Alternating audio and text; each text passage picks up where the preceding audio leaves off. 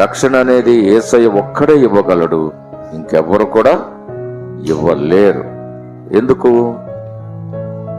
పాపము పరిహరించబడాలంటే రక్తము కావాలి. ఆ రక్తము పరమాత్ముని రక్తము కావాలి.